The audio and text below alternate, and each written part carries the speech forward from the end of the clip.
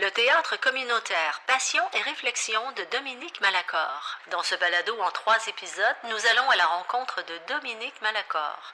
Dans l'épisode 1, elle nous raconte son parcours. L'épisode 2 nous fait découvrir sa pratique en théâtre communautaire. L'épisode 3 porte sur Les Allumettes, groupe de théâtre engagé de la proche aidance.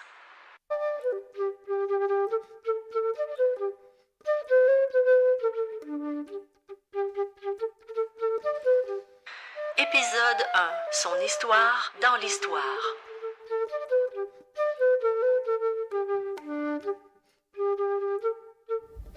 C'est beau ça, hein? On entend dire quelquefois à la radio ou à la télévision « Je fais le plus beau métier du monde ». Ah ouais? Ben moi aussi.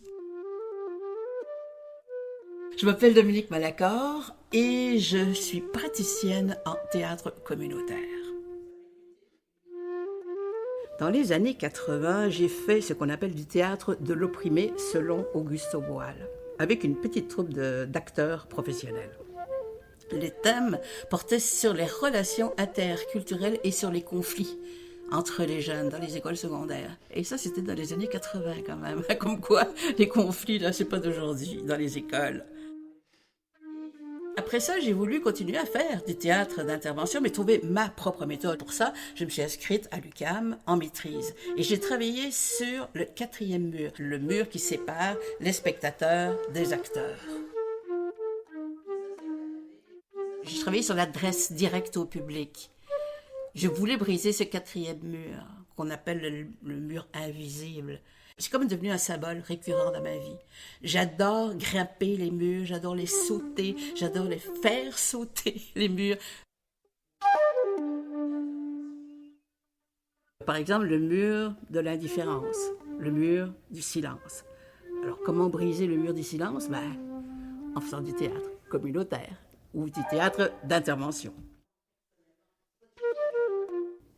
Après ça, j'ai commencé à faire du théâtre de commande. Donc, on me demandait d'écrire des pièces de théâtre sur des thèmes, sur des problématiques que je ne connaissais pas nécessairement. Par exemple, la désertification en Afrique de l'Ouest. Alors, j'ai fait une recherche, j'ai interviewé des gens d'Afrique de l'Ouest, j'ai écrit une pièce de théâtre, j'ai engagé des actrices, des acteurs professionnels et on a fait des tournées dans les écoles secondaires. Ça m'a appris à faire de la recherche, ça m'a appris à écrire, dans le fond, et à faire de la mise en scène. Ensuite, j'ai donné des cours de théâtre, jeux comiques et satiriques. Donc, avec tout ça, j'ai commencé à prendre pas mal d'expérience.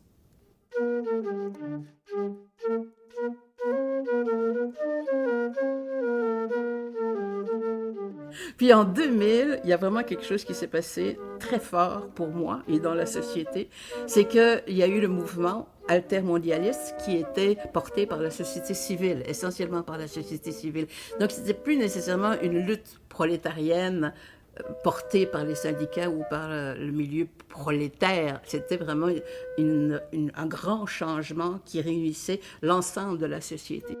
Il y a eu à ce moment-là des grands rassemblements, des grands échanges entre les peuples, entre les groupes au Brésil, à Seattle. Et puis un grand ici à Québec, le sommet des peuples. Et puis tous ces grands rassemblements ont mené à une nouvelle pensée. Le slogan, dans le fond, c'était « Un autre monde est possible ». Et ça voulait dire on est tanné que les autres parlent à notre place, que les professeurs parlent à notre place, que les politiciens... Il y avait une crise de confiance, en fait, à l'égard de la hiérarchie. Ça existait déjà dans les années 68 pour les étudiants, mais là, c'était général. Il n'y a plus personne qui avait confiance aux gens plus hauts.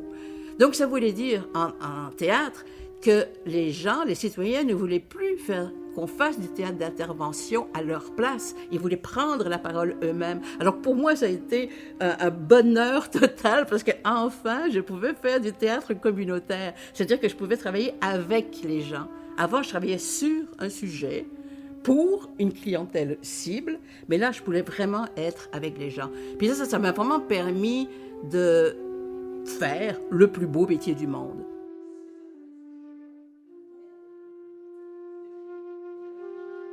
Ça me permettait de créer, d'imaginer un autre monde. Ça me permettait aussi de rencontrer des gens, des groupes des populations que jamais j'aurais rencontrées sinon. Ça t'ouvre énormément ton champ de conscience à quelque part.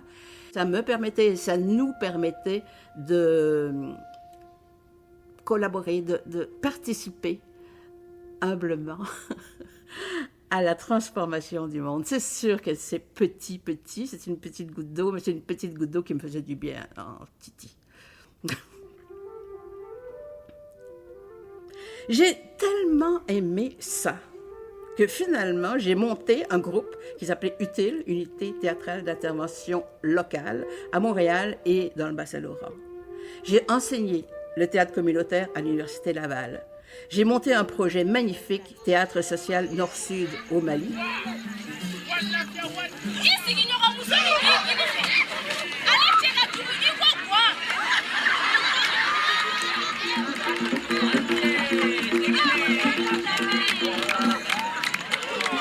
J'ai fait une thèse de doctorat sur la pratique du théâtre communautaire, sur ma pratique du théâtre communautaire, mis en lien avec des pratiques cuisine au Mali, en Belgique. Et après coup, un petit peu plus tard, j'ai découvert la beauté incroyable du teatro comunitario en Argentine. Estamos aquí para sentir la armonía. Sin enojos, ¿eh? Ya respiraremos mejor. Es cuestión de esmerarse. Esmérense y tendrán su recompensa al final. El arte.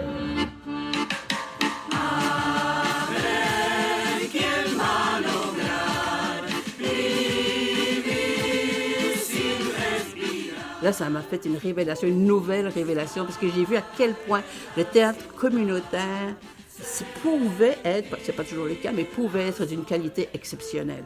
Tout ça m'a permis de travailler avec pas mal de groupes, une trentaine de groupes, sur des sujets divers, comme les préjugés, la pauvreté, les relations nord-sud, l'accueil des réfugiés, l'expulsion des réfugiés, les conditions de détention, l'environnement, tous des sujets qui me touchent profondément, des choses auxquelles je suis extrêmement sensible.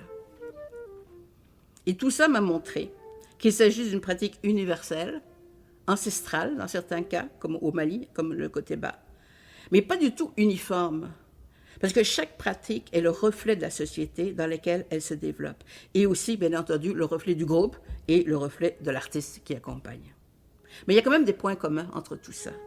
Les points communs, c'est que c'est de l'art populaire, de l'art du commun, une prise de parole citoyenne, et finalement, c'est un acte très concret de transformation individuelle et sociale. Une pratique dans laquelle on fabrique, ici et maintenant, de la démocratie, des micro-démocraties, à travers l'art et le collectif.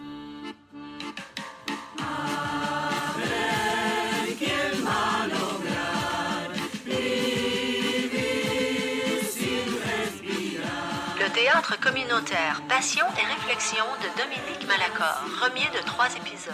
Prise de son et montage sonore, Sylvie Laplante. Texte et narration, Dominique Malacor, accompagné par Marie Lalonde.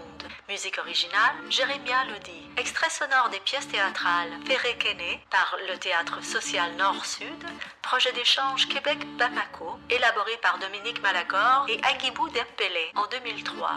Falta el aire, Matemurga de Villa Crespo, Gruppo de Teatro Comunitario de Villa Crespo, et avec le soutien d'Engrenage Noir Manivelle.